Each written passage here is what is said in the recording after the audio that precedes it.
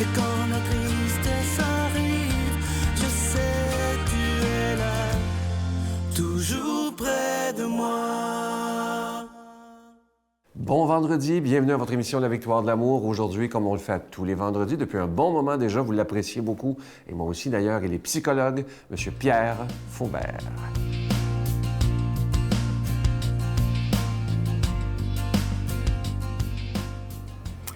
Eh bien, on arrive à la fin des fêtes, ce qu'on appelle le temps des festivités de Noël, du jour de l'an et tout ça. C'est le temps des cadeaux, des dons, des présents. Et quand j'ai préparé cette vignette, je suis allé voir les étymologies des mots cadeau, don et présent. J'ai eu une surprise, et vous allez peut-être être aussi surpris que moi. Eh bien, l'étymologie du mot cadeau, c'est de 1416, hein, l'année 1416, et c'est une lettre capitale. D'où une enjolivure en 1532, et ça vient de l'ancien provençal capdel, qui veut dire chef, cadeau et chef, et du latin capitellus, de caput, qui veut dire tête. Et donc, c'est dans la famille, le mot cadeau, à le voir le mot, on ne pourrait jamais penser ça, mais le mot cadeau vient de la même racine que chef, chef, tête, chef, début. Vous savez que dans la Genèse et dans Saint Jean, les deux mots, pardon, comme je l'ai dit dans une autre vignette, c'est au commencement. Mais en fait, l'hébreu, c'est baroche. Ça veut dire dans la tête, dans le début. Dans le Saint Jean, en grec, c'est enarché, qui veut dire, quand on dit archéologie, archétype, etc., ça veut dire l'ancien, la tête, le début. Alors, vous voyez, le mot cadeau, c'est associé à début, au commencement. Peut-être que ça pourrait vouloir dire qu'en donnant un cadeau, eh bien, je commence quelque chose ou je continue quelque chose. C'est-à-dire que, encore là, il y a un rapport interpersonnel. Je donne un cadeau, c'est un don. Hein? Je vais revenir à ce mot-là après. Mais c'est un geste qui, en fait, comporte un commencement. Et peut-être que ça peut être le commencement d'un renouvellement d'une relation qui avait été difficile. Vous comprenez? Un cadeau, ça peut être aussi pour signifier quelque chose de nouveau et de profond, différent. Le don, ça vient du latin donum, qui revient au cadeau aussi, mais aussi de dominus. J'avais jamais vu ça. Dominus, évidemment. Dominus, dominus vobiscum, Dieu avec vous, là. Dominus en latin, ça veut dire maître ou seigneur. Alors donc, un don, c'est comme quelque chose qui est donné. Bon, parce que je suis capable de le donner, je vais faire un don à quelqu'un. Alors ça, c'est quelque chose aussi de signifiant. C'est-à-dire que ça vient de moi, c'est personnel. Vous voyez, je donne. C'est un verbe. Hein? Je parlais du verbe la dernière fois. C'est un verbe, je donne. Et puis, le mot présent, eh bien, on pourrait faire beaucoup de jeux de mots avec ça, mais, écoutez, c'est du latin presentare, de presence, de présent de la famille étymologique, être. C'est moi-même, c'est mon être que je donne. Bonne année.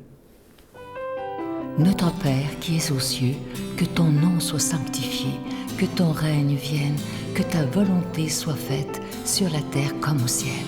Donne-nous aujourd'hui notre pain de ce jour. Pardonne-nous nos offenses comme nous pardonnons à ceux qui nous ont offensés.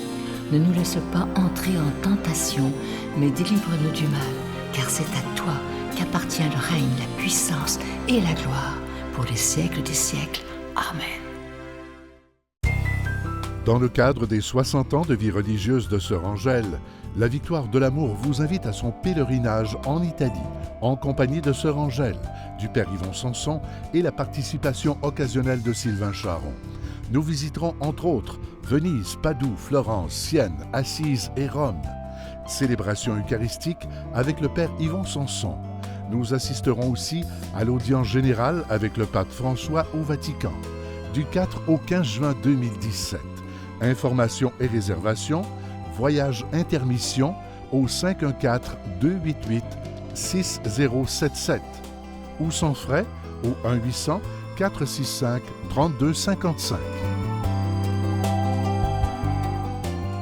En ce début 2017, je suis vraiment content de vous présenter un cadeau exceptionnel. Évidemment, une exclusivité de la Victoire de l'amour. Il s'agit, je sais que vous allez être content, d'un chapelet médité. C'est un CD avec nul autre que Chantal Paris et Brigitte Bédard. Je vous dis, je pense, dans tous les CD qu'on a fait, c'est un des meilleurs. Je vous le dis, c'est tellement rafraîchissant. On a l'impression, d'écoutant ce CD-là, d'entendre, et c'est vrai aussi, deux amis qui jasent ensemble, qui prient ensemble. On a l'impression d'être avec eux dans leur salon. C'est absolument magnifique. Chantal se confie sur... Ça, c'est assez impressionnant. Elle se confie beaucoup sur toute cette culpabilité qu'elle a eue toute sa vie jusqu'à temps que le Seigneur la libère totalement. Alors, je vous dis, un CD qui dure 51 minutes environ et c'est vraiment absolument extraordinaire. Un beau moment de prière. Et on a rajouté, c'est moi qui ai rajouté cette phrase-là parce que c'est vraiment vrai, un véritable oasis de paix. Alors, c'est avec un don de 25 $. Et si vous en voulez deux, parce que ça se donne vraiment bien en cadeau avec un don de 40 $, je vous donne l'adresse, la Victoire de l'amour, casier postal 120, succursale Boucherville à Boucherville, le J4B 5E6, je vous la redonne, la Victoire de l'amour, casier postal 120, succursale Boucherville à Boucherville, le J4B 5E6. Également par téléphone, par carte de crédit, dans le 514-523-4433, 523-4433 ou sans frais le 1-888-811-9291, 1-888-811-9291 et aussi sur notre site Internet, le www.lavictoiredelamour.org pour recevoir ce magnifique CD, le chapelet médité avec nul autre que Chantal Paris et notre amie Brigitte Bédard. Merci de votre grande générosité.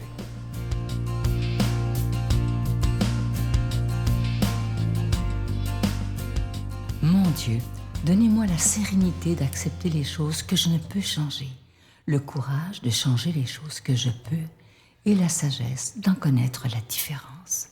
Amen. Aujourd'hui, la parole de Dieu est proclamée par notre ami, le Père Yvon Sanson.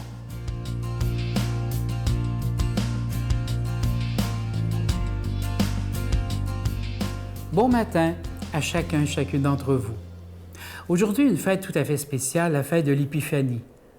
Autrement dit, les grands rois qui sont venus visiter Jésus alors qu'il était dans la crèche. Le texte d'aujourd'hui va nous parler d'une confirmation tout autre et qui vient vraiment rejoindre cette grande fête de l'Épiphanie. L'Évangile nous est donné par saint Marc. Jean-Baptiste proclamait dans le désert, « Voici venir derrière moi celui qui est plus puissant que moi. Je ne suis pas digne de me courber à ses pieds pour défaire la courroie de ses sandales. Moi, je vous ai baptisé dans l'eau.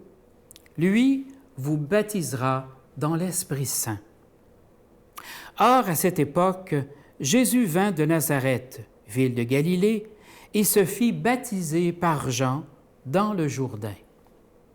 Au moment où il sortait de l'eau, Jésus vit le ciel se déchirer et l'Esprit descendre sur lui comme une colombe.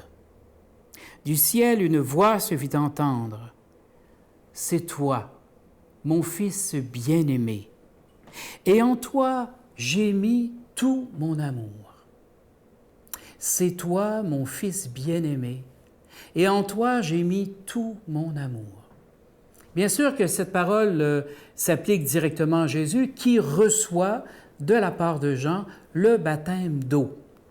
Mais cette parole s'adresse aussi à nous, puisque nous sommes tous les enfants bien-aimés du Père. Comment cette parole maintenant rejoint celle où on voit dans la crèche trois rois venus d'Orient pour vénérer, rendre hommage à Jésus?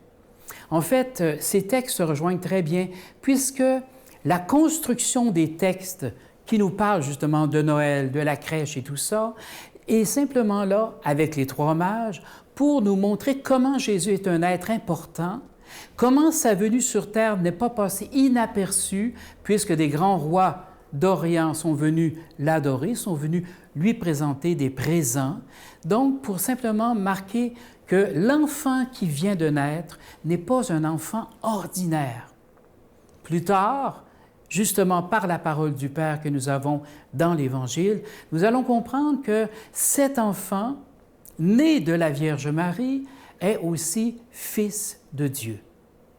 C'est des grandes réalités qu'on n'a pas obligé de tout comprendre, mais l'important, c'est d'être capable d'accueillir le mystère qu'elle veut bien nous révéler. Les trois mages sont venus présenter des présents pour honorer, rendre hommage à cet homme, sans savoir exactement ce qu'il allait devenir. L'une des personnes privilégiées qui a vécu tous les événements, c'est bien la Vierge Marie. La Vierge Marie qui a d'abord reçu le message de l'ange, lui annonçant qu'elle serait enceinte et qu'elle porterait un enfant qui viendrait directement de Dieu. Imaginez la surprise de cette petite jeune femme qui n'est même pas en âge d'enfanter et qui pourtant va donner naissance à son premier-né. Et puis ensuite, tous les événements qui vont suivre. Tout d'abord, ce grand recensement qui oblige Joseph et Marie à quitter leur pays, aller se faire recenser dans le pays où Joseph était né pour prouver justement qu'il était de la descendance de David. Alors on cherche un endroit, Marie doit enfanter, et voilà que tout simplement, ce sont les plus pauvres qui accueillent le couple Joseph et Marie et vont voir la naissance de l'enfant. L'enfant est né dans une très grande pauvreté. Et pourtant, quelque part dans le monde, trois grands rois viennent adorer, s'agenouiller devant cet enfant qui vient de naître dans la plus grande pauvreté du monde. Comme si le Seigneur avait prévu qu'il y aurait des témoins authentiques que c'est vraiment le Fils de Dieu qui est venu dans la crèche.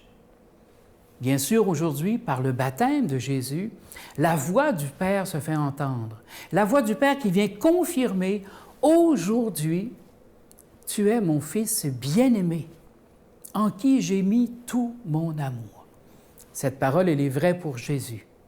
Mais vous savez que l'Évangile n'est pas simplement pour nous raconter des histoires qui s'est passées dans le passé et qu'on fait simplement se rappeler. L'Évangile d'aujourd'hui, elle est là pour nous aujourd'hui. Donc, la parole du Père, elle s'adresse directement à nous. Vous qui m'écoutez ce matin, en cette très belle journée de l'Épiphanie, le Dieu Tout-Puissant est en train de vous dire, de me dire, « Vous êtes mes enfants bien-aimés, en qui j'ai mis tout mon amour. » Cette parole s'adressait directement à Jésus, mais s'adresse aussi à nous ce matin, puisque l'Évangile est vivante. L'Évangile, elle est pour nous maintenant. Ce n'est pas juste un livre d'histoire.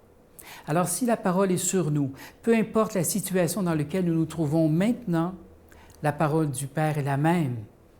Vous êtes mes enfants bien-aimés, en qui j'ai mis tout mon amour. Accueillons maintenant sa bénédiction par le nom du Père, du Fils et du Saint-Esprit. Amen. Je vous salue Marie, pleine de grâce. Le Seigneur est avec vous.